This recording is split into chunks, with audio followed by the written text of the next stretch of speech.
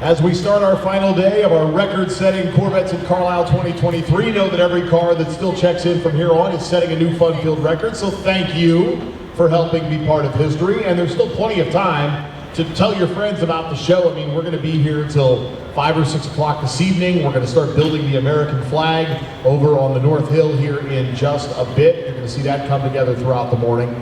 And then tonight, it's the Downtown Carlisle Corvette Parade and Street Party. Always a good time to get out into the community, see the cars on the streets of downtown Carlisle, visit the shops, dine in the restaurants, and just enjoy what the historic area has to offer. If you are in the parade, please note there's an all-new route this year. If you have any questions, our friends from the Downtown Carlisle Association are in guest services and they can help you out. We will be staging over near the Carlisle Expo Center as your point of reference. So Team Chevrolet, they are a big part of what we do here at Corvettes in Carlisle, and we're so thankful that they can make our event part of their annual tour, if you will. These gentlemen and ladies go to a lot of different events, and to say that they choose to come to Corvettes in Carlisle, I mean, we don't just assume, so we're always grateful that they're here year in and year out. And they bring us something cool, something new, something fresh every year, and this year it's the Corvette E-Ray, and we have our friends Josh Holder, Chief Engineer to my left, Harlan Charles, he's down here on the right, he's the Corvette Product Manager, and Tadge Juechter, the Executive Chief Engineer. And Tadge, I asked you yesterday, now that we have another day under our belt, I'll ask you again, what do you enjoy about coming to Corvettes in Carlisle? Everything, except maybe the weather sometimes. But generally speaking, Carlisle is one of the places we appreciate the most, we look forward to the most. It's the largest event and we see the most people, and seeing more customers is always better. So we're so lucky that people choose to come to events like this, and so all we have to do is show up and we get a clinic, we get trained customers, we get feedback, we get all sorts of stuff that's very, very valuable to us as we go back to our day jobs and try to figure out what's next. Well, and we thank you for choosing to come here as well. And Josh, you're closest to me, I'll ask you the same question. What do you enjoy about Corvettes in Carlisle?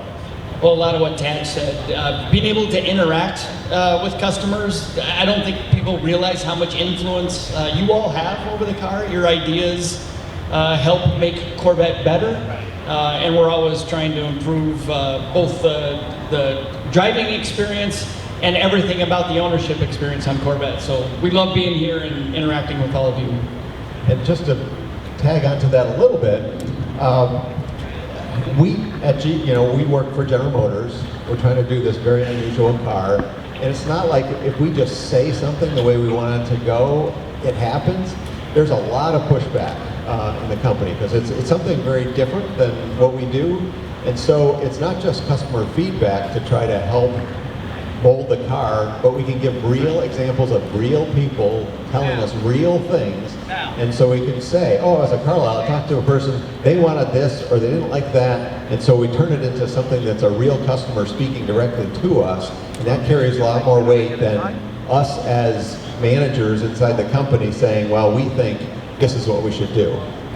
And Harlan, as I hand the microphone to you, again, you've been coming here for so many years. I'm sure the interactions are basically priceless along the lines of what Tadge said. So when you present a vehicle like the E-Ray, or a couple of years ago when it was the new C8 overall, how much effort and thought goes into, well, how do we present this? How do we inform the people about what's coming onto the market? Well, it's very easy. Corvette customers, I think we have the best and smartest customers in the world, and a lot of times they're up on everything. So we really have to, I think what people really like to hear, we like to tell the stories and the thinking behind it, and how everybody's influence really helped create this car. And the excitement really is to see these ideas come to life and finally get to show them to everybody here. And really, it's not like we have to think about too long or like train for how to present the car to customers or leadership. We're all complete geeks on this stuff. I mean, absolutely. I just took delivery of an Elkhart Lake Stingray convertible for myself personally. Josh has a garage full of Corvettes, so it's something we live and breathe all the time. So it's not like we're these sort of generic managers and we happen to be assigned to Corvette. We've migrated to Corvette because we're passionate about it. Harlan deserves an enormous amount of credit for starting the ball rolling way back in 2005 on a mid-engine car, Harlan is fearless with leadership, saying what he thinks needs to happen. Not always the best move sometimes, but he's really started the ball rolling way back in the Dave Hill era, 2006. Maybe we should study it, maybe we should consider it, maybe we should actually not just assume doing another front engine car is the right thing to do. And so we quickly developed some data from customers, doing actual analysis on performance. We actually worked with Pratt & Miller on, okay, if you could do anything you wanted with a race car, it's like a blank sheet of paper, what would you do? And they would put the engine in the back. They run computer models about, okay, what would be the fastest on the track, everything else being the same except weight distribution. And so we had all this data that we were then able to take to leadership and say, you know what, if Corvette's going to continue to grow, we need to do it. We need to just bite that off and just suck it up and go do it. So it's been a long time, since 2005, to get to where we are today. But we couldn't be prouder of the reception the car has gotten, not just here in the US, but all around the world. I just got a call actually last week saying, we need to buy tools to make more right-hand drive versions. So we sell it in the UK and Japan and Australia, and they're saying we need more cars. So they're talking about, okay, we need to get more tools, more parts to be able to feed that desire. So it's really been kind of a global phenomenon, but it's really here with folks like you and all the people we've talked to who've really embraced it. Because there was a lot of fear, honestly. There was people who thought, well, maybe we should keep making the C7 and the C8 at the same time, because we're not sure everybody would come along with us. But as the car was refined and developed and people saw what it was, those plans got scuttled. It was like, okay, who's going to buy the old car when the new car is like this? So fantastic. We've been through a lot trying to get this car off the ground, but we're hitting our stride now. I can't believe it. We're about to start our 5th model year already. So 2021, 2, 3, 4. 5th model year we're starting. I just can't believe it. And we still can't make enough of them. This 2023 model year is going to go down as one of the highest volume Corvette production years ever. Over 53,000 units. So you think about that, 53,000 cars. When people think of Corvette as a low volume car, there's not that many cars in the world that sell more than that. People are buying SUVs and trucks.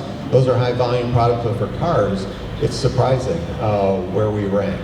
So, like I said, everybody's embraced the car tremendously, and we brought out the Stingray, the convertible, the Z06, and I should mention we've made 6,000 Z06s already. A lot of people think, oh, you're not making very many Z06s. We've hit a run rate of 1,000 a month, which is about the highest run rate we've ever had on Z06, and we're working on trying to get that as high as possible. So I know people are waiting for Z06s, and we're trying to fill that need as fast as possible. So we don't like to sit on our laurels. That's one thing we don't do.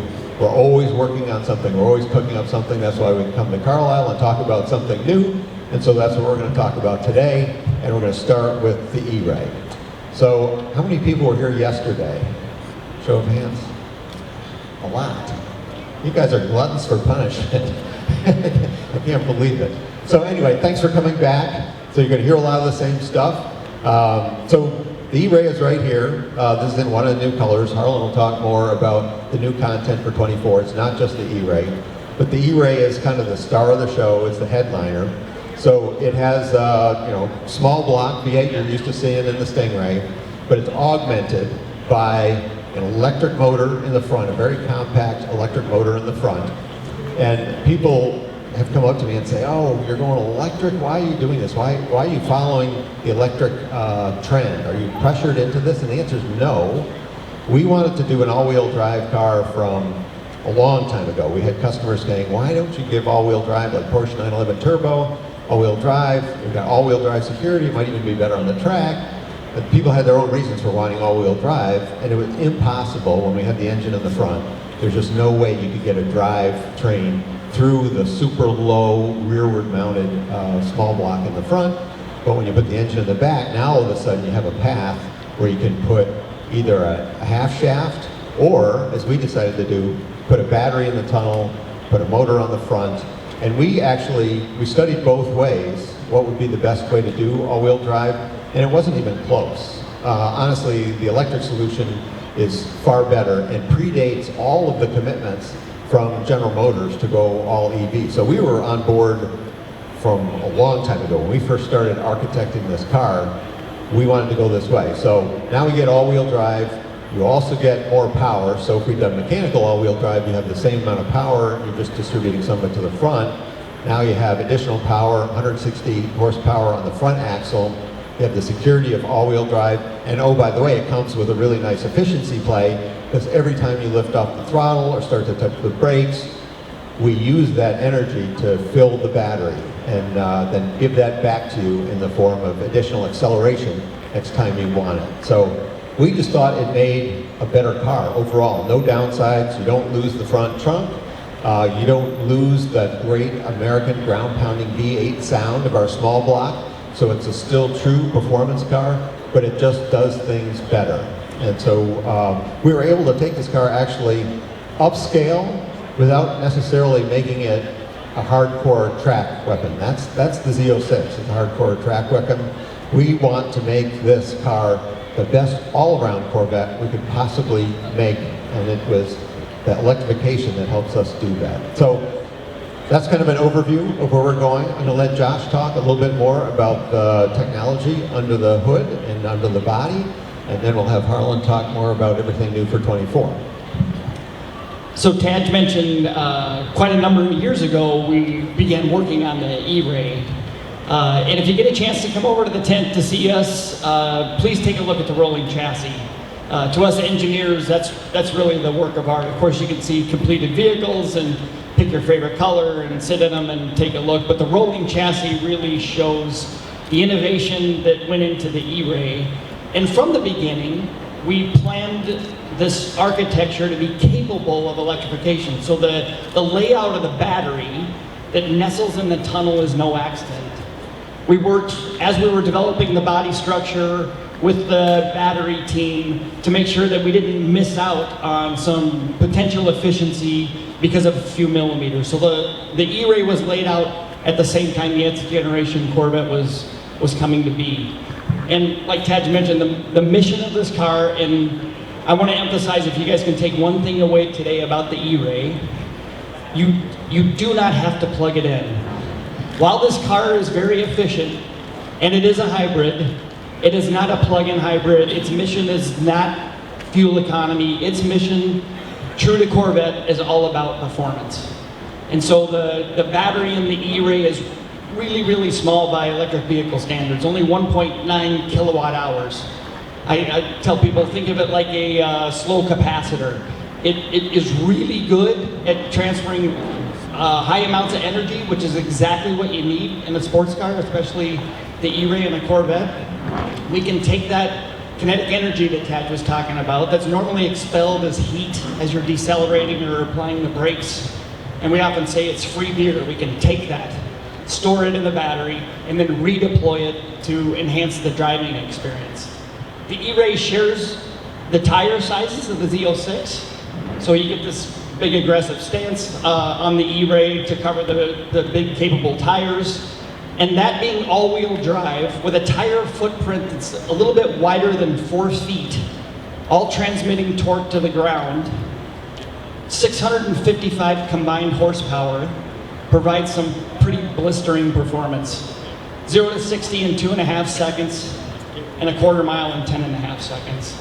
A number of us have been driving E-Rays for a while now, and I can tell you that while it's a very different driving experience than the Z06, which is all about driving on the track, the E-Ray is so much fun to drive. Not just that acceleration performance I described, and the first time you get to experience it, you're like, oh my God, what just happened? It's almost violent to experience that kind of acceleration when you have that much traction and that much torque and power. But the usable performance in everyday driving situations like passing maneuvers, or what Corvettes are best at, back road, canyon carving, being able to pull the car out of a turn, the E-Ray really excels at that. So not only do we package the battery in the tunnel, we've got a drive unit, the electric motor that provides 160 horsepower. Harlan likes to say it's 10 more horsepower than the 53 Corvette had, all on the front axle. It's a very small, compact, in fact the armature is about the size of a coffee can, and it makes 160 horsepower. We tried to make the additional electrification hardware as lightweight as possible, so the case of the drive unit is magnesium. It's bolted together with aluminum fasteners. Everywhere we could save some extra weight to offset what we had to add to enhance performance of the E-Ray, we did. It comes standard with carbon ceramic brakes, another mass saving, and the 12-volt battery, so that 12-volt system that operates the rusty electrical system in the car is also a lithium-ion battery in the E-Ray, another way to save weight. We can all back each other up and probably talk for hours about the E-Ray, and we'll go back and forth as one of us remembers what the other forgot, but I'll turn it back over to Tadge. I just want everybody to know, Josh mentioned the front drive unit and the battery. We actually make those from scratch, totally bespoke in Michigan. So we generally design the car in Michigan, build it in Kentucky, but the battery pack and the front drive unit are completely unique, not shared with any other car, no other General Motors car. It's completely designed for this car, and we make it in Brownstown, Michigan, all the way down to the windings in the motor. So it's not like we buy a motor and plug it in. The windings of the motor, we use rare earth magnets. The thing is so powerful. Some people might be sitting there thinking, oh, 160 horsepower, that's not a lot. You can actually chirp the front tires because this car has a 42-58 weight distribution. So we can't actually get that much more power down. So 160 might not sound, well, why didn't you do 260 or 500 on the front? It's just because you can't get the power down. When you accelerate, this car rears back, actually takes weight off the front. And so there's only so much you can put down up there. So we found we really wanted to do just a really well-balanced car and not add any more mass than we had to. So I actually have one of the fasteners. Josh talked about we use aluminum fasteners. That might not seem like a lot, but that's an engineering masterpiece. Just the bolt that holds the thing together. There's a whole bunch of these, uniquely designed, custom made for us. It's part of the whole system that we do, that we optimize for Corvette here, made in America. Harlan? Yeah, that's great. And, you know, when you're thinking about the E-Ray, you get a lot of questions on it. It's not very often that we introduce a new model to the Corvette lineup and a new name. We actually trademarked E-Ray back in 2015 when this concept came together. And people, you know, like somehow, you know, things get out, you know, when the trademark was applied, and people instantly recognized it was going to be a Corvette with some type of electrification. And it really is based on, you know, we've got Stingrays, we have, you know, concepts, Mako Sharks, Manta Rays. We want to keep something in the Corvette family, and there actually is a sea creature called the Electric Ray, and we kind of patterned our rear deck lid logo to be like that. And it is exciting to have a new Corvette in the lineup. In addition to what we're talking about, when we were first conceiving the E-Ray, there was a lot of questions, you know, engineering, stats. So how is this different from Z06? You guys are asking me how it's different. And we'll really use the analogy where the Z06 is more like a scalpel, you know, it's a track weapon. It really does that very well. The E-Ray is more of the Swiss Army knife, where it does so many things well, like Josh and Tadge were pointing out. You know, of course, the incredible acceleration, it's incredible handling on the road because the all-wheel drive, but it's a little more a sophisticated GT versus a race car for the street. And it has the all-wheel drive capability, which you can drive this all year.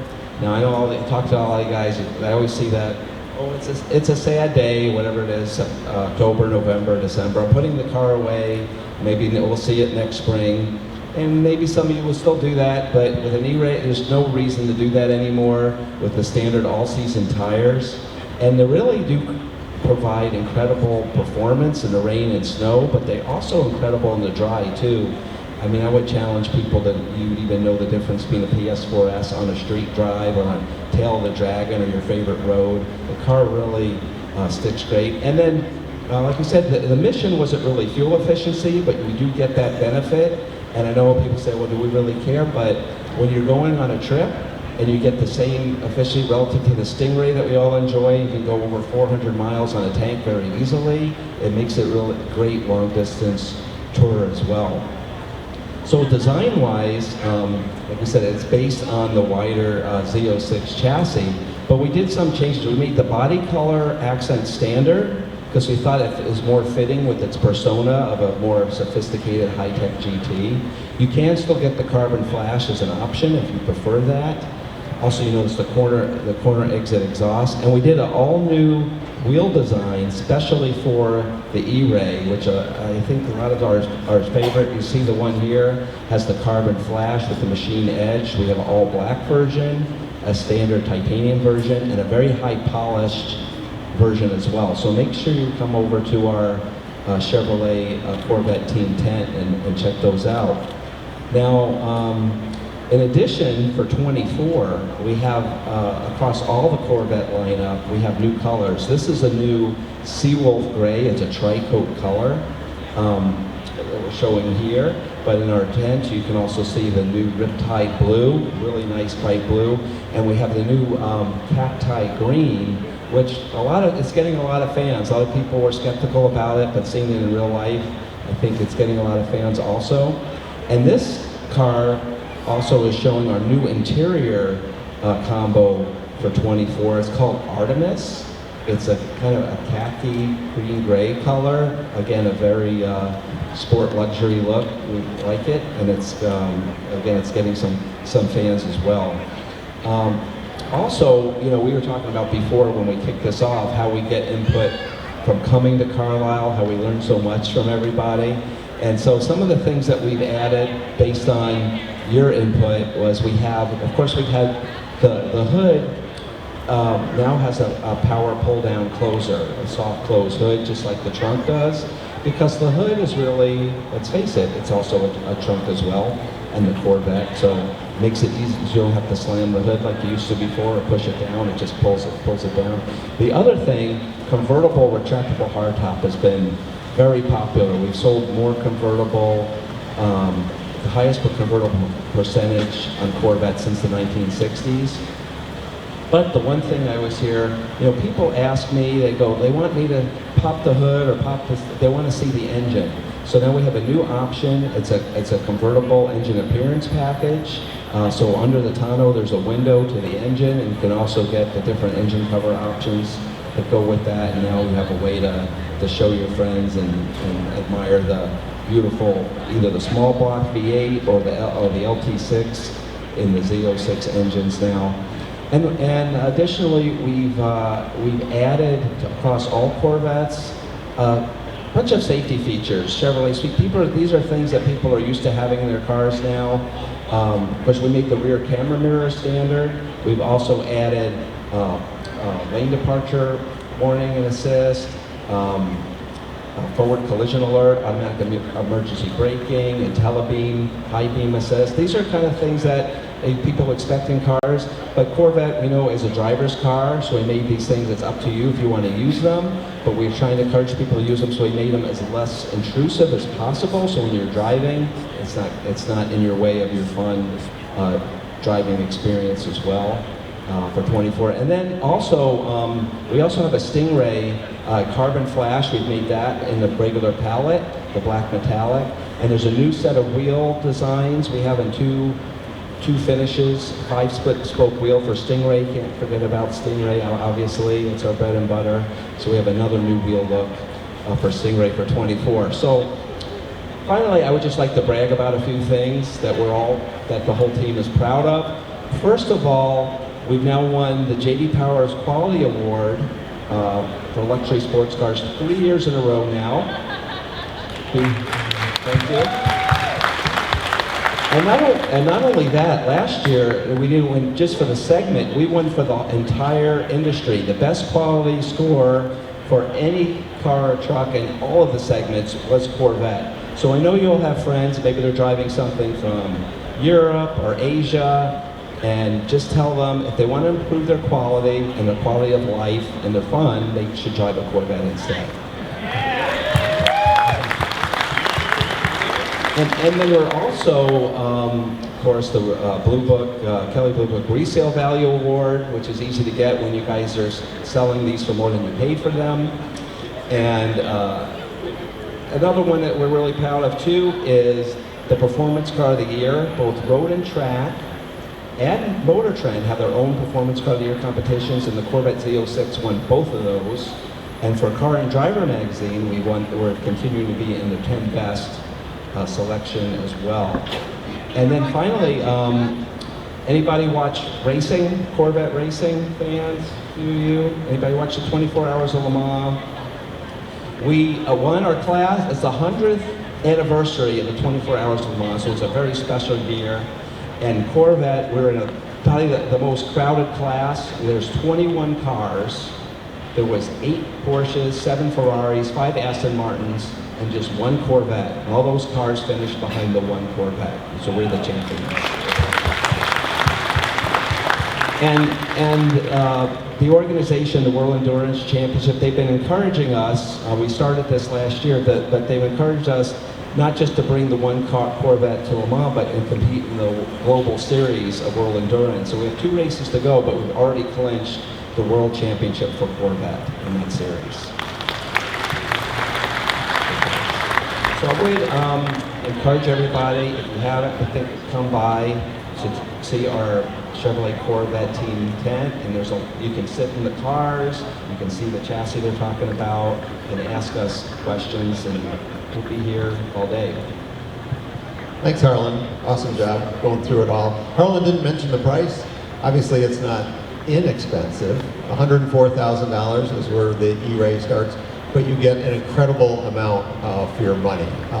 Between the battery, the motor, a lot of the lightweight stuff. I mean, ceramic brakes by themselves is like $8,000 option. So at 104, it might sound pretty expensive, but when you look at the content you get and you look at other cars that use hybridization as a performance enabler, there's some pretty high-end cars that do that, and you're talking 3 times the price to get into one of those. And I just want to add on what you're saying, Tadge. And the other thing, when you look at the competitors, the McLaren, the Ferrari, even the Porsche, they're all 6-cylinder cars. They needed the space, and the McLaren and Ferrari, they kept it rear drive. We went all-wheel drive. We're the only naturally aspirated V8 with electrification and all-wheel drive available. And we kind of felt we didn't have to do a Carlisle clinic to know that I think we'd rather have 8 cylinders than 6, I think. Thanks, Harlan. Anyway, my wrap-up comments will just be, a lot of people are kind of skeptical about this car. It's like, how does it fit in? People didn't understand the Z06 when we brought the Z06 back. Now it's a global icon. Everybody knows what Z06 is. We expect the E-Ray to do the same thing. We talked kind of an overview, but people are probably still, I wonder if that's really for me or not. There are some concerns about the battery life. We've got 8-year, 100,000-mile warranty on the battery. It's not like the battery goes off the deep end. The battery we expect to last for the life of the car. Just like anything, like your phones, anything else, eventually battery energy storage capability starts to deteriorate slightly, very small amounts. The truth is we actually are extremely light on this battery. We only use a fraction of its capability. So we're not, even though the car is driving hard, the battery is actually not that stressed at all. And so we expect it to last the life of the car. And even if you lose a little capacity, the car just adapts to that. It changes the way it does the regen. You might not get as much energy out, but it'll still feel very much the same. So one of the things I like about this car is it's always on. It's always ready for anything. So even in our rear-wheel drive cars where you have 60% all the way down the back, maybe you're at a light and you need to get ahead of somebody. If it's wet, you might, and if you're sitting next to an all-wheel drive car, you might have second thoughts. Not in this thing. You don't have second thoughts about beating anybody. Dry, wet, anything. This car just gets up and goes. It's astonishing off the line. And one thing about electric motors that's great is they have peak torque at 0 RPM, like right off the line.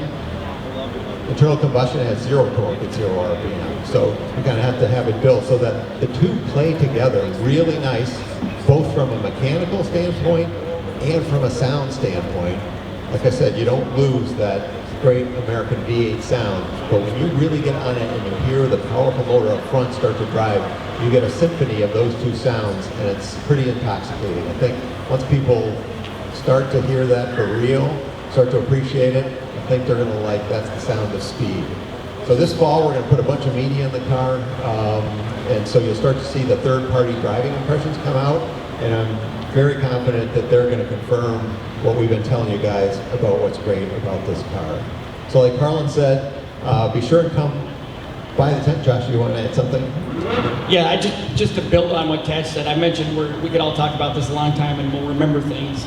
I forgot to mention that you can mode the E-Ray when you come in to start it up to drive in pure electric mode if you want to. And you'll get, it depends on a lot of factors, the state of charge of the battery and how fast you're driving and whether you're going uphill or downhill, but it'll be about 3 to 4 miles.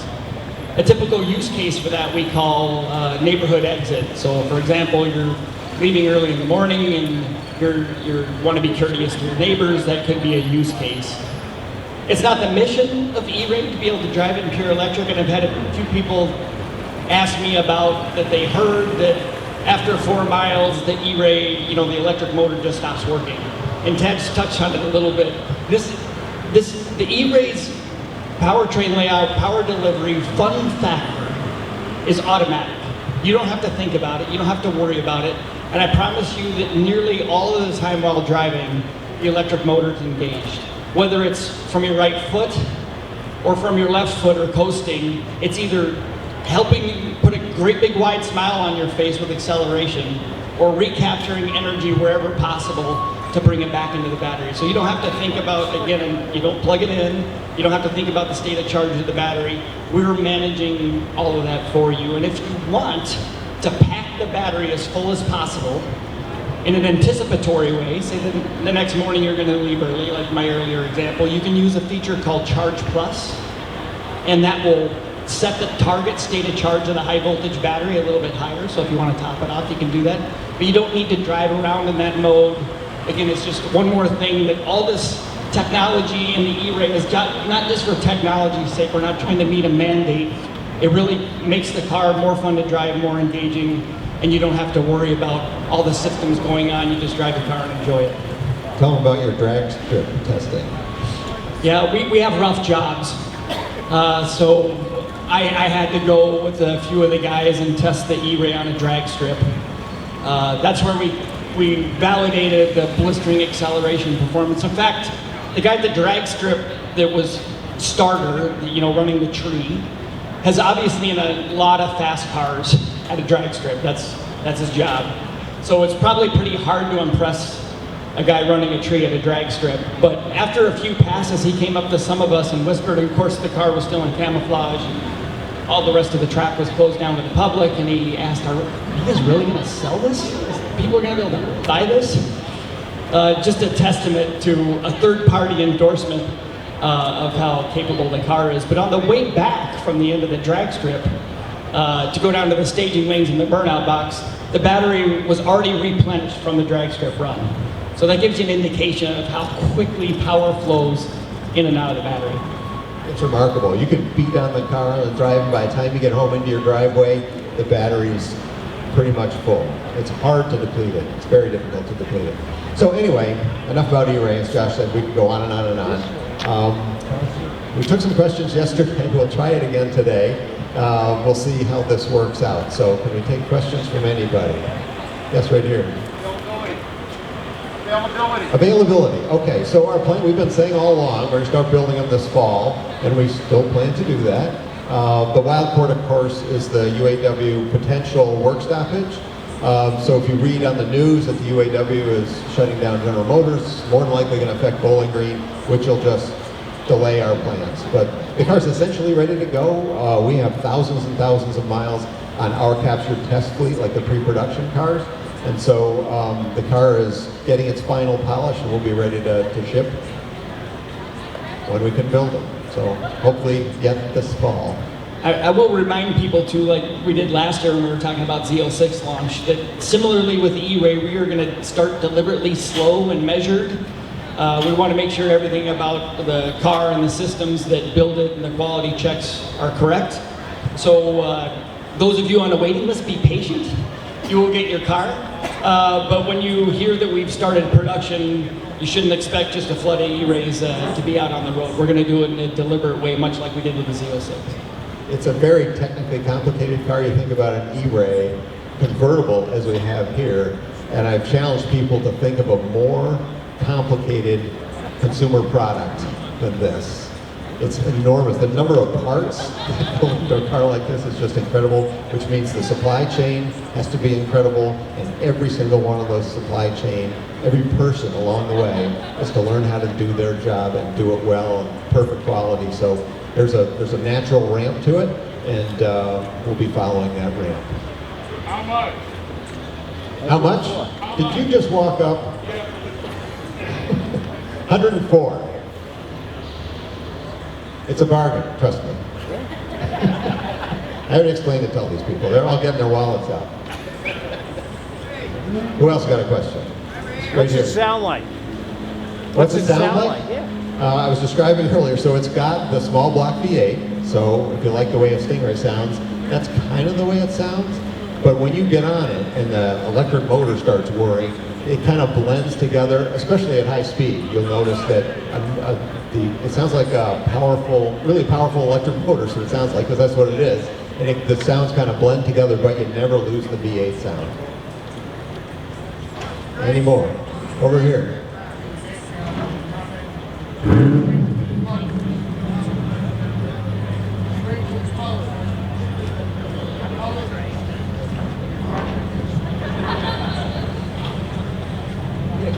Question is on color constraints, and again, this is pretty much an annual thing with Corvette. When we bring out new colors, the Bowling Green factory ramp likes to start the new colors at a lower amount to get the new experience with it before they go to full. And so you'll see that go away pretty soon as soon as they start painting those. So it's a pretty normal thing that happens with Corvette every year. But everybody's so well connected now, it seems like everyone thinks it's like a new thing that we never did before. But it's basically any new color we come out with has a ramp up to ensure the best quality. It's not just Bowling Green. So if you look at this car right here, we don't paint every single panel. We don't paint mirrors, for example. We don't paint the roof. We don't paint this tonneau panel. And so every supplier that provides that, and there's different suppliers for all of those, we have to get the color match, the perfect color match. And so it's not just people learning at Bowling Green how to paint the parts there, but the parts we have to buy on the outside, they all have to be brought together so that it matches perfectly. That's why there's a little bit of a ramp to it. You know what the story's kind of cool. Yellow, and then gray. This guy's selling. So we just talked about the warranty, 8 years, 100,000 miles, and the battery doesn't fall out, it doesn't short out or anything. We expect it to last the life of the car, like the other components of the car. It's designed essentially to last forever, and that's why we have a longer warranty on the battery than we do anything else on the car. No, it's lithium-ion battery. They're pretty robust. It's not like what you think of a lead-acid battery sitting, not on a tender or something. It doesn't really work like that. It's pretty robust. And yes, in the gray.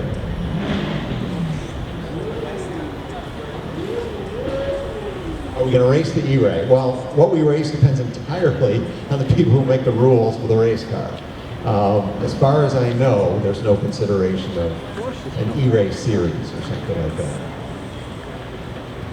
Who knows what the future holds? Any more questions? Again. Are you going to have an open production for this, or is it going to be limited like the Z06?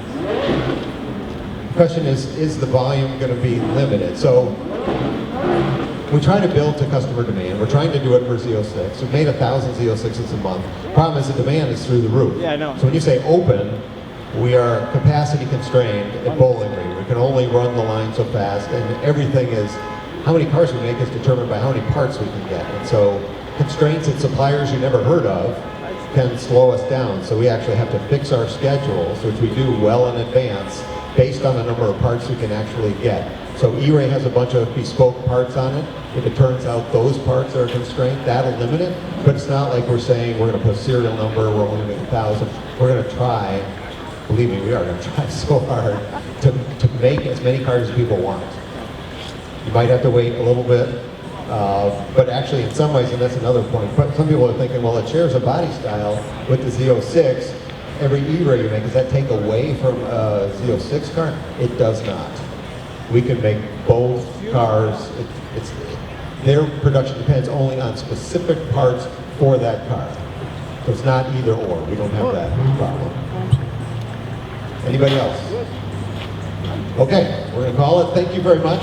Appreciate you guys listening. If you have questions and we're shy, don't hesitate to come on down and ask us.